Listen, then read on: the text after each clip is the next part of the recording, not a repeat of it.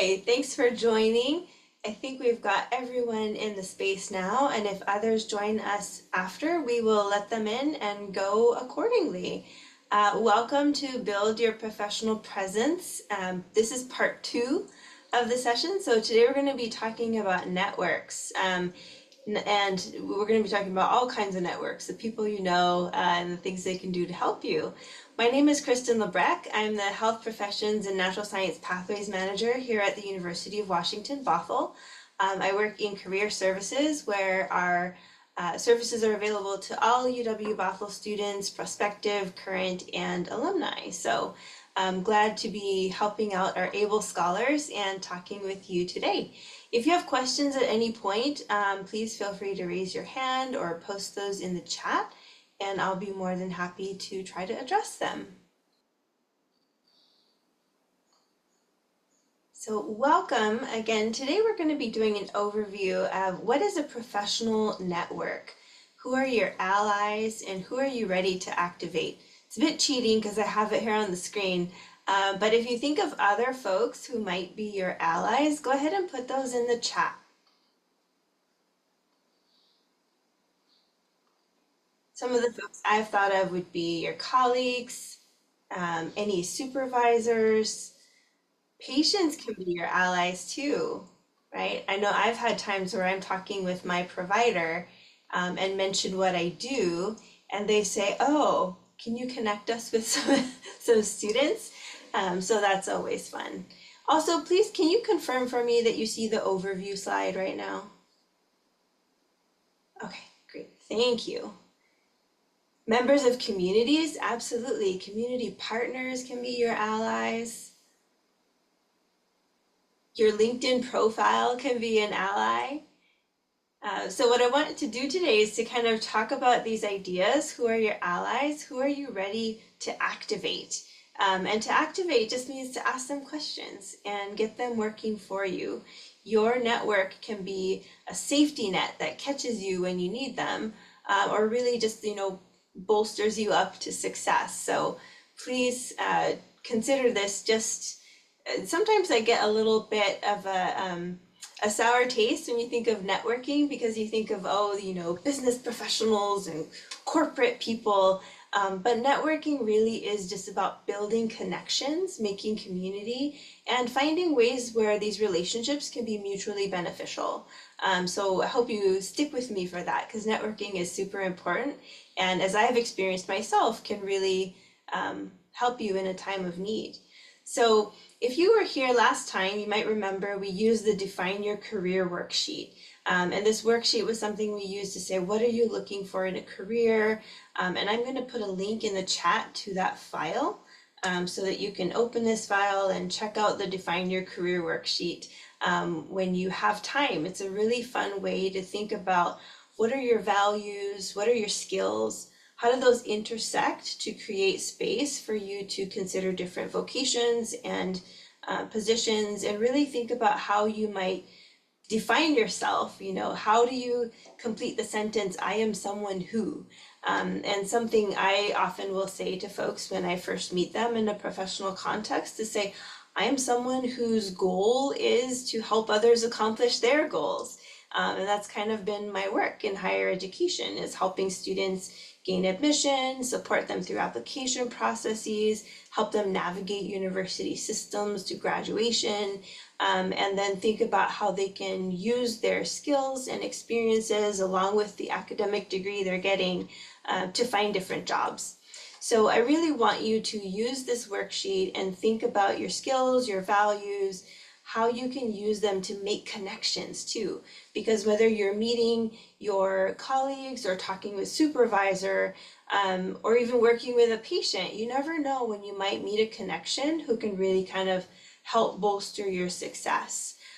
So share your professional identity, share your aspirations, tell them who you are and what you want to do. You can not only describe, who you are, but you can also say who you want to be. Especially if you have different ways to describe how you are that person.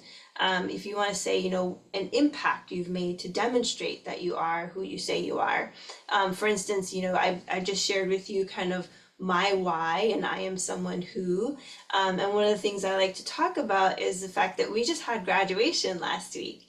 And I got to see a number of students who I've worked with through the admission process, through their career, through their academic career, who are now graduating. And there's a number of them who have jobs, and I'm so excited for them because I feel like I've accomplished my goal when they've accomplished theirs. So to see their success is really cool. So when you can kind of share little stories like that, that's super helpful too. It's compelling and it helps those people you're networking with remember who you are because your story is something that will stick with them. So think about how you'll do that. If you're making small talk with a patient or a colleague or with a supervisor in a one-on-one, share, what you're passionate about, what you do well, and what you think you might want to do next. And I mentioned before, if you have questions, you can feel free to unmute or type those into the chat. I'm more than happy to go over anything that needs more clarification or to really kind of just hear your comments if you have any to share. Does anyone have a story of impact, something you've done that demonstrated your values or your skills?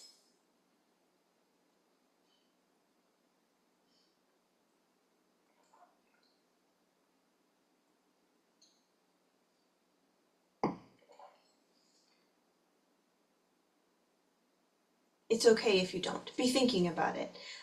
Something I often encourage students to do too is to keep a journal, because sometimes if you're on the spot, it might be hard to remember a specific story. So just write them down. Something happens with a patient, go home, write it down, think about it, think about how you might tell that story later.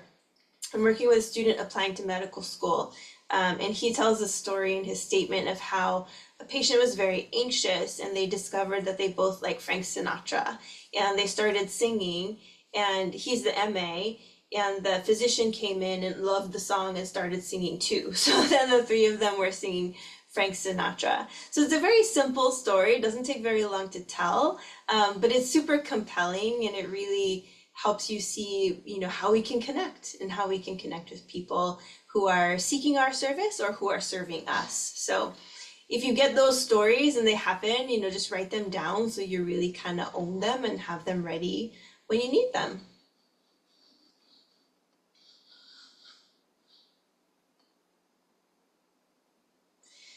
So part of what this I am someone who statement is it's an elevator speech. And I set this up to say work with a partner, but I think we're a small enough group that maybe we can, oh no, you know what, maybe we will do with partners. So I'll do some breakout rooms.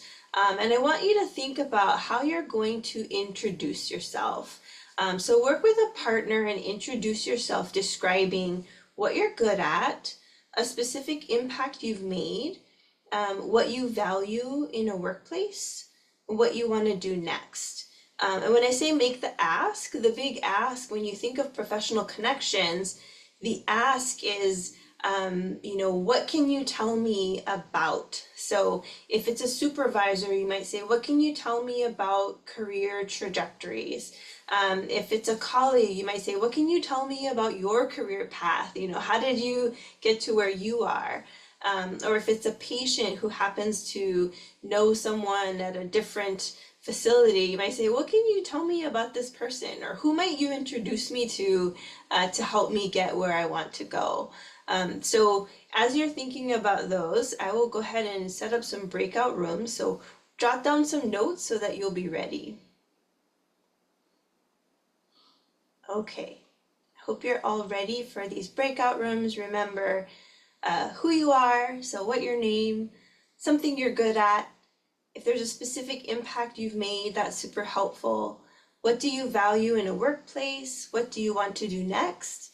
And then ask the person you're talking to, is there a story you'd like to share with me? Or what can you tell me about what you do? Just anything that you can ask to start a conversation. And when you're ready, you can join those breakout rooms. Okay, so 3 minutes. 3 minutes is a pretty good time frame where you might have some time to chat with a person, a colleague at the water cooler, or coffee pot, a supervisor who you're checking in with, maybe a patient or someone who's going to have a conversation with you where you can help them as much as they can help you. So getting to know folks is a great way to build that network. It seems really corporate to think about networking, but really just building relationships and making connections is all we're talking about. So I hope you had fun in that exercise, getting to know some folks at UW-Bothell who you already know, but that's why it's a little bit of a safe space. So practice with people you know, because that's always a good place to start. Not only with people, but also online, your professional presence is really something you want to think about. How can you market yourself? And a lot of people do this with their LinkedIn profile. It's a great space to not only build a professional presence, but also get to know people who you might not otherwise have access to. You know the people at UW-Bothell, you know people in your programs, you know your colleagues and your supervisors. But if you really want to get to know someone in another space, you don't want to just kind of wait for circumstances to bring you together. You might want to make that happen. And so how we make that happen is online. And your LinkedIn profile is a great place to do that. You can look at other profiles for inspiration. You can look at different visuals. Think about the profile picture that you post. You really want it to be your face, so that people, when they see you, they know who you are, especially if you start talking online and then end up meeting in person. There's a banner image you can use, and that's something that people tend to choose based on a cause that you're particularly interested in. Do use your name. Make sure your headline says something about you. Your about section can really mirror that elevator speech. Who are you? What are you good at? What do you want to do next? And then if you were part of the last session, part 1, documents, your master resume can be the same as your LinkedIn profile. It really can be pretty inclusive of everything you want to put out there in terms of your work experience, your volunteerism, your education. LinkedIn's pretty fun because you can also make recommendations or you can receive recommendations. So it's almost like a Yelp in that way.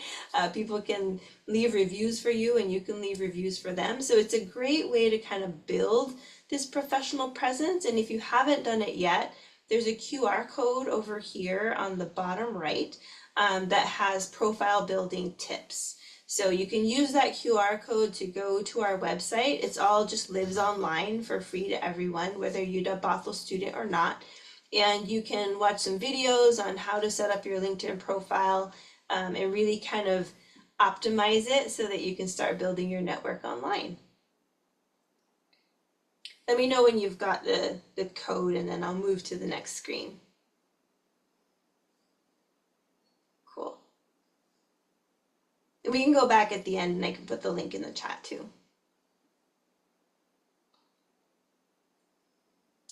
So when we think about LinkedIn as a tool, you can not only look at different profiles, but you can also research programs and organizations. Get to know what they're about, who do you know who might work there, and then who can you know who works there? What do you want to know before you apply? Save yourself from the application process. If you look at a company and you think, wow, this place sounds really good, and then you talk to some people who work there and find out, ooh, they're all trying to leave. Maybe I don't want to apply there after all. It really can save you lots of time and energy. And you can make the ask, just reach out to people, say, hey, what would you be willing to tell me about Fred Hutch? What would you be willing to tell me about UW Medicine? I'm applying for a job there and I really want to learn as much as I can before I apply, hopefully, or if you've already applied before you start, so that you know what you're getting into. Maybe you're considering different graduate programs as well. If you want to keep going with your degree, you can also do this for graduate programs. So you can find out more about the University of Washington ARNP program. Say, I want to find some alumni who have done this program and ask them questions. What did they like about it? What did they wish they have? What do they wish they knew before they started? These are all great things to think about. And we'll go through some of the slides to give an overview, but then I'll go back and kind of demonstrate that for you too. Um, Here's a quote I want to share with you. Networking is not just about connecting. You want to connect people with people. So, we talked about that at first. How do you talk to other people? And then people with ideas. People have some cool ideas, and so you might learn things from talking to them. But there's also ideas online. And so you might even use LinkedIn as a space to learn more. I have a lot of students who want to work in healthcare, but they don't know a lot about healthcare industry. And so we'll use your LinkedIn profile and follow specific organizations so that you can curate your feed and start learning more about those things. If you follow the World Health Organization, if you follow the CDC, and you're interested in, epidemiology as a career, that's a great way to learn kind of the lingo and learn some current topics. And then through these connections, you'll be so surprised at what kinds of opportunities get thrown your way. It's really important to not only look for jobs and search for jobs and apply to jobs, but think about your career as something that might come your way, might come to you. Based on the connections you've made, what you've said about yourself online and in person, someone might approach you and say, hey, you've said you want to do this. I know of this opportunity here. I really think you should check it out.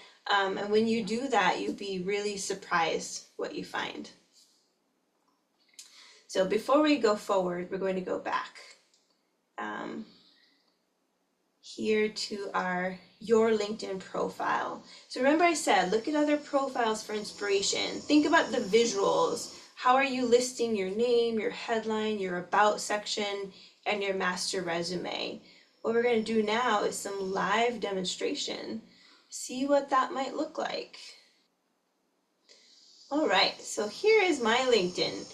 And when we see my LinkedIn, this is my feed. And so as I mentioned a little bit ago, you can curate your feed by following certain companies. I might follow Apple, so I might see what's going on with them, what kinds of announcements they're making.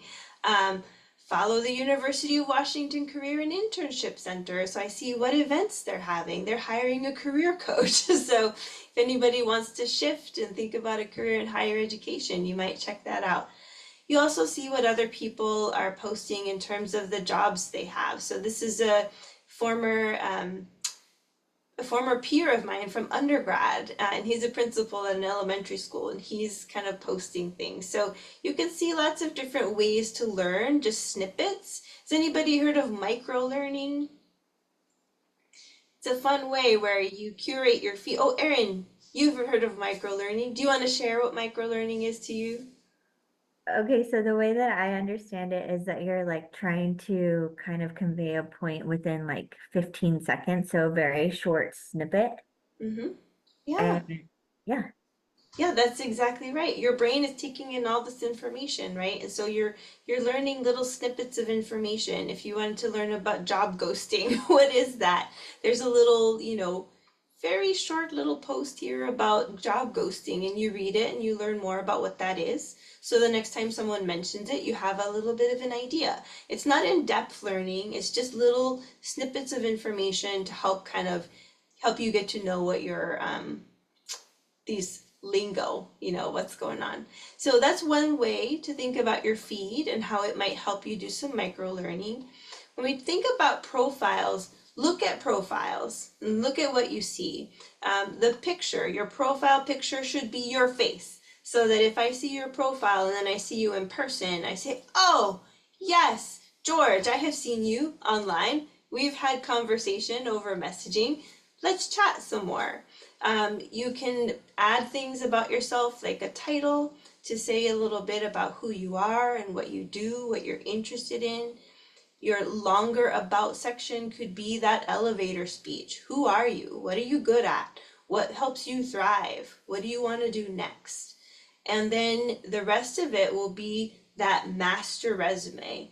All of the experiences you've had, all of your education, all the degrees you've earned, your licenses, your certifications. So if you've got phlebotomy, you've got BLS, your RN license, list all these things here.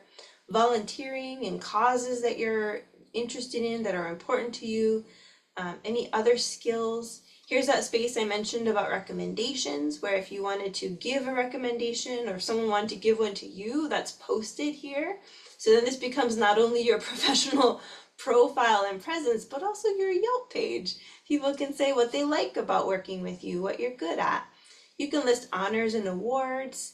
And here's interest. So you can follow specific companies or groups, organizations, so that your feed shows things that they are posting. So think about how you might build this in a way that it starts working for you. And when you meet other people, ask them for links to their LinkedIn profiles. When you meet your supervisor or their supervisor or your organization's, operating manager, look at their profiles to get inspiration for how you might build yours. Any questions about profile building? What I like to use LinkedIn for the most is research. So one of the things I mentioned was looking at a company or looking at a program to find people who are there. What's an organization where you work right now? Somebody who doesn't work at UW Bothell. Mention the hospital, the clinic, or the organization that you work for. You can type it in the chat. Oh, here's the chat. There we go. Swedish. Awesome. So if I want to learn more about Swedish Medical Center, first need to learn how to type. I can find the Swedish page. And on the Swedish page, I can say, okay, here's Swedish Medical Center. I can learn more about them. So I can say, does this organization match with my values? Is this someplace I might want to work? Is this the right Swedish Medical Center? I don't think so. Let's see. Let's take that one from Colorado. Yeah. It's interesting that there's multiple. I didn't know.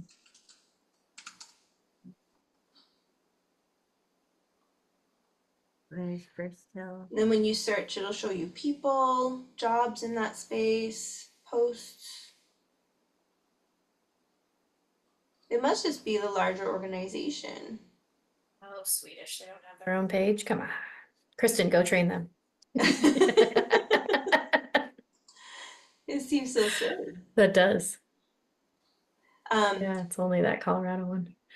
Yeah, because in any case, what's great about a page like this is when you're looking, you can say, oh, here's a bunch of people I know who work here or who at least follow this page. So they're also looking. So I can say, okay, these are the other folks who I might connect with if I want to learn more about Swedish. Let's try one more. How about Avamere?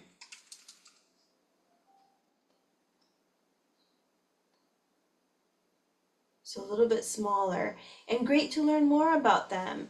They're dedicated to seniors' health and well-being. Now, if I want to be a pediatric nurse, maybe this space isn't the best fit, right? And sometimes when we're learning, we're just looking up different organizations to figure out more. And then we see, oh, okay, this is for senior health and well-being. So if I am interested in kind of that side of healthcare, maybe this is a good space to think of. They're focused on family, helping you and your loved one get back to the life you want to lead. Your life is our commitment. That sounds super cool. So if I'm applying here, I might think, how can I talk about myself using these kinds of terms? How can I demonstrate alignment with this company? Because I want to work here. I want to learn more about them and see how I fit in with their mission. The other thing that's great about these pages is you can check out these different tabs. So maybe you want to start with people. A lot of times we want to start with jobs, and I want to encourage you to hold back. Don't start with jobs, start with people. Check on the people tab and see, takes homeless patients, ICU step down from multi-care hospitals. So what we do is when we find people, we can see mutual connections. So I see, Diane here also knows Nicole, who's one of my students who just graduated last week. So if I wanted to connect with Diane, I can send a connection request and I can add a note and I can say, "Hi Diane, I see that you know Nicole Vincent. I know Nicole because we work together at UW Bothell. I was curious if you'd be able to tell me more about Avamere." So what's nice about this is we're starting off with a connection. We're starting off by saying, "Hey, we have something in common." And then we're saying, "Hey, I wonder if we might be able to connect so we can have a conversation." And then that conversation might be messaging over LinkedIn, it might be a phone call, but that's where you can say, "This is what I'm good at, this is what I like to do. Do you think there's space for me where you are? What can you tell me about what you like about working there, what you think is challenging about working there? What should I know if I'm interested in working at Avamere?" And hopefully I'm saying that correctly. um, but these are the kinds of ways we can build connections and find people to ask them questions and really get to know, is this the space I want to be in? So let's say I have a conversation with Kelsey and I talk with Kelsey about how we both know Jody, and I talk with Diane how we both know Nicole, I talk with Alaric about how we both know Grace, and to really start finding these spaces where I can make connections and I decide, yeah, I really do want to work here. It seems like a good spot. Then I click on jobs and I see, okay, what kind of jobs are available? And then I not only apply to these jobs, but I reach back to these people. And if I apply to be a social services coordinator, I might reach back to Diane and say, "Hey, Diane, I know you're an administrator. I've just applied to this position, social services coordinator. Just wanted to see if you have any insights you can share with me, anything you think I should know." Like, keep those contacts really warm and reach out to them. Let them know what you're doing and let them know how they might be able to help, or ask them if there's any ways that they might be able to help. How about programs? Is anybody considering an undergrad or a graduate or an advanced program? I should start by asking Jessica, George, and John, I think. What program are you in currently? Are you a UW Bothell student or are you a student at a different institution? I'm currently waiting to join Bothell for BSN. Well, welcome. Very exciting. Thank you. I'm currently a student at UW Bothell. Yay! Oh, Yeah. good. Well, and what programs are you in at UW Bothell? I'm in the Master of Nursing program. Awesome. Very good. So one thing you could do, or you could share with anyone, or someone who's seeking you out might do this. You can click on the University of Washington Bothell page. Now, this is going to be the larger institution, right? So it's going to be, everybody associated with UW Bothell. But you can click on alumni here because it's an educational institution, and you can find folks and say, who is in the MN program? And that's really, a good way to find folks and say, oh, here's a faculty member, here's an interim associate dean. You could find, oh, this person, maybe they did their MN at UW Bothell. So let's see Michelle, and we'll see, how did she come up on our search? Yep, UW Bothell, Master of Nursing, graduated in June 2022. So we can do two things with this kind of connection. Maybe you're thinking about joining the MN program or you're about to join the MN program. You could say, Michelle, I would love to connect with you and ask you questions. Even if you don't have any mutual connections, you can send, and if you don't see it here, you can click more. And then typically here's where you can find, mine says remove because we're already connected, but you'll find a connection request here. And you can send a connection request and say, hi, I see that you completed your MN at UW Bothell in 2022. I'm about to start. What advice do you have for me? What should I know? What do you wish you knew before you started? These are the kinds of questions that can help set you up for success, but then also build a really strong connection with someone who works at Swedish. So I think the issue I had earlier was searching for Swedish Medical Center. If I had just searched for Swedish, I might have found here now this Providence Swedish. And Erin, you have your hand up. I think she forgot to lower it, but I'll Oh. ask my question real quick. Yeah. My question was, that's a new thing to me about how you go to the school and you click on the alumni. That's really interesting. Or you go to the um, hospital and you click on connections, and then you work through these secondary people that you don't really know, but you can say, I kind of know you through so and so.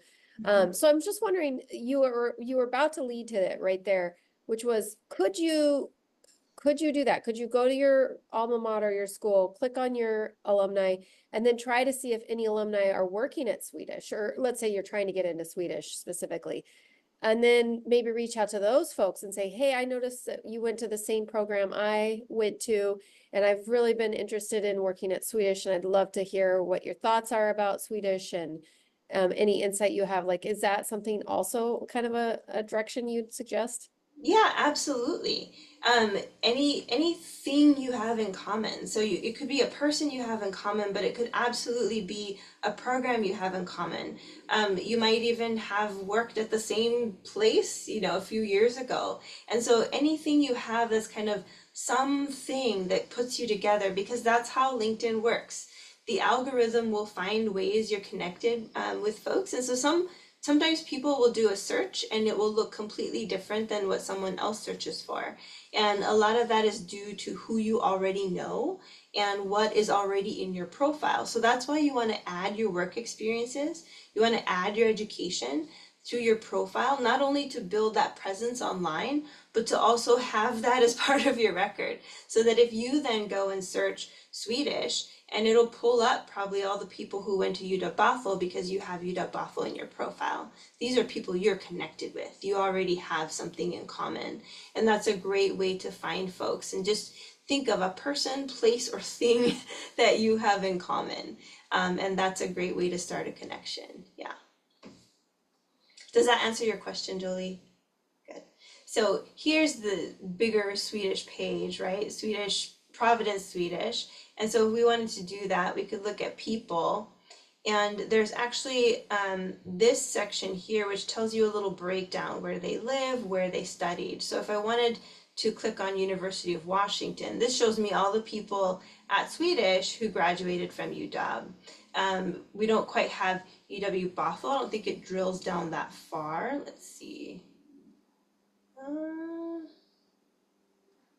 Yeah, not quite that far, but University of Washington, and then you can search within these results. So within these results, if we said Bothell, then we find those who are UW. So these are the UW alumni who work at Swedish, and you could reach out to any of them and say, hey, I go to UW, and you went to UW. I want to ask you some questions about how you got your job at Swedish. What do you like about working there? And that's where you can build more affinity with the organization, so that then when you go to jobs and look for jobs and apply for these jobs, you can say, hey, I talked with Mehdi and he works here, and he mentioned that you have this great program for work-life harmony. We want to switch from balance to harmony. And you can find out more about that when you're asking questions. And so whether you're applying or interviewing, having these inside thoughts or spaces to know about can be very, very helpful. So I encourage you, play around. It's a bit of a rabbit hole. You'll have a lot of fun, but do think about it as research. I think a lot of times you might, oh, this is just something I'll do on the side. No, this is research. This is research that will benefit your career. So do it. Check things out. See how you can build your presence and really get to networking. Yes, Jolie. Okay, sorry, one more question. You're So good. you also led to this, and I just want to clarify. So let's say I've made a connection with someone I don't know through a mutual person. You and I both know so and so, and that's why I'm reaching out to you to see what it's like working at Swedish. And they say, oh, here's the greats, here's the negatives, and there you go. So now you're writing your cover letter, and in your cover letter, are you suggesting we say like, I spoke with Ryan at Swedish, and I really liked how he said that Swedish has great work-life harmony, and I'm interested in your organization for that reason and for other reasons. I'm asking you that because what if Ryan, one, they don't know who Ryan is. I don't know, maybe because it's not in the same department. Or two, what if Ryan has what if he's a bad employee? We don't know anything about Ryan, right? Because I Yeah. don't know him. Well, and you don't have to name the person. You could Okay. say, I've talked with some other folks who work with Swedish, because when you're writing your cover letter is supposed to be more about you. Your cover letter is about you, why you're applying to the job. Because it is why you're applying to the job, you might say, I've talked with some other folks who've worked with Swedish, and this is what I've learned. This is why it's appealing to me, and this is how it matches my values. Here's my skills, and here's how my skills match the job. And you can kind of come back to it, but I wouldn't necessarily name the person. Um, Maybe if you get to the interview, or sometimes in job applications, they have space for you to say, were you referred? Who were you referred by? And so there's spaces for you to name when it comes to that, but I wouldn't necessarily do that in your professional documents. Your professional documents really need to be more about you, your alignment with the company, which is where you can say, I've learned this, and this is how it aligns with my values. So that's a way in which I would incorporate that information. Great, so let's go back to our slides now. I want to kind of chat a little bit more about how all this might work. So we talked about your profiles, how to look at profiles and get inspiration. You might read people's titles and about sections and get some ideas for what you want to say about yourself. You can think about the visuals, what you use, your headline, your master resume information. Do that research, make those connections. And I mentioned what networking is all about. It's all about putting opportunities in front of you. That's what we want to have happen, not just searching for jobs, but letting those jobs come to you by people you know, by the network you've built. About 80% of employers fill, or not, I'm saying that the wrong way. 80% of jobs are filled by referrals. And a lot of times we just cold apply to jobs. We see jobs come up or we search for them and we just apply. We don't talk to anybody about them. That works about 20% of the time. Most of the time, connections with people who've mentored you or who are recruiting you directly to their positions will garner more success, because you'll be able to really build spaces to find the best information that you can, so that you're not only applying to a lot of jobs, but you're applying to the right jobs. Connection requests, when you're trying to talk with folks, like I mentioned, find something in common. Hey, I see that we both went to UW Bothell. I see that you used to volunteer at the food bank. These are things you can find in common and mention them. Talk about your strengths and interests. Ask for a conversation. If you feel like things are going well, messaging back and forth. You might say, hey, can we have a conversation? And I would always start with phone or Zoom, because you don't know this person yet. And if it's someone especially if it's someone you don't know, start with phone or Zoom. Cast a wide net with connection requests. This is a space, we think, oh, I'm going to apply to 50 jobs. I wish, no. Let's target and apply specifically to jobs that are really, really aligned with your skills and interests. With connections, sure, send as many connection requests as you can. The more connections you have, the more their connections become part of your network. So don't be afraid to send connection requests.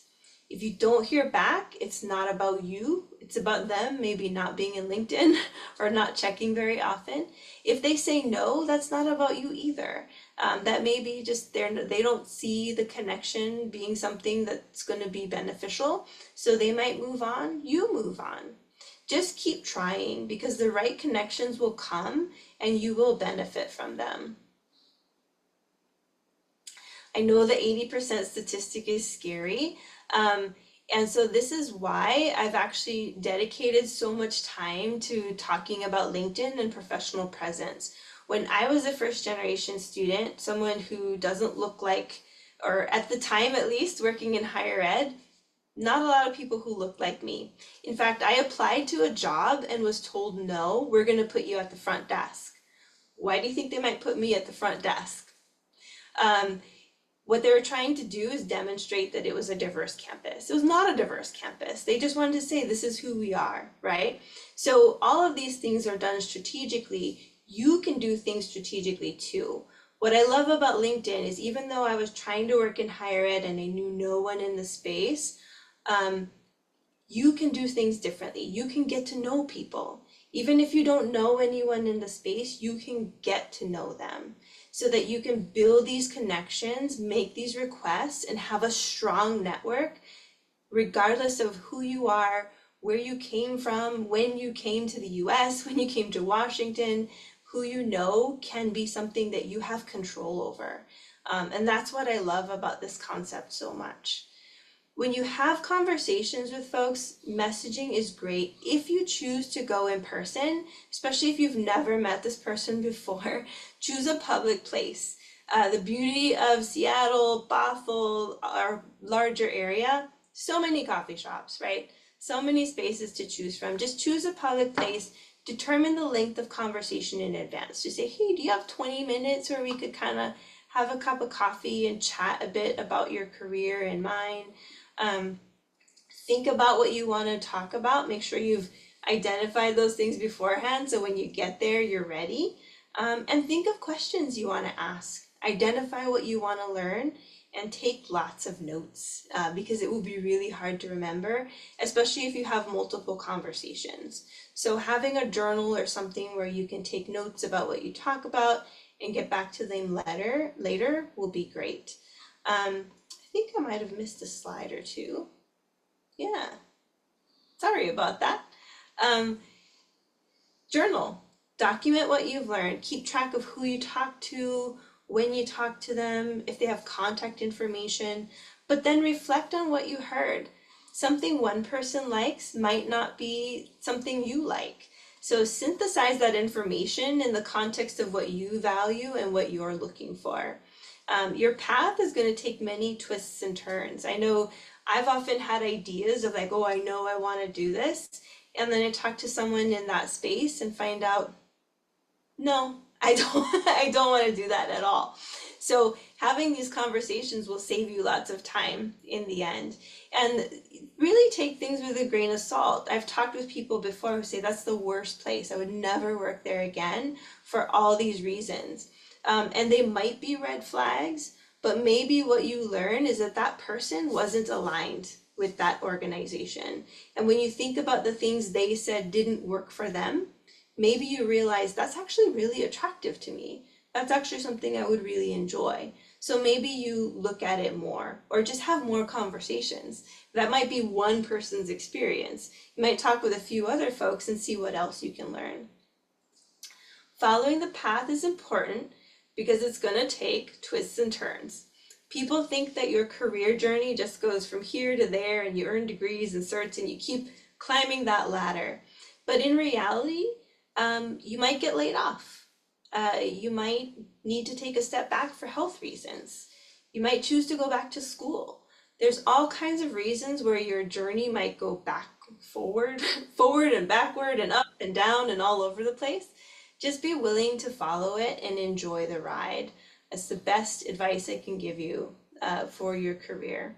And finally, that's what I have for you today. I hope you have some good information and I hope you feel inspired to get into LinkedIn, do some research and build that network to make these opportunities come your way, regardless of who you already know.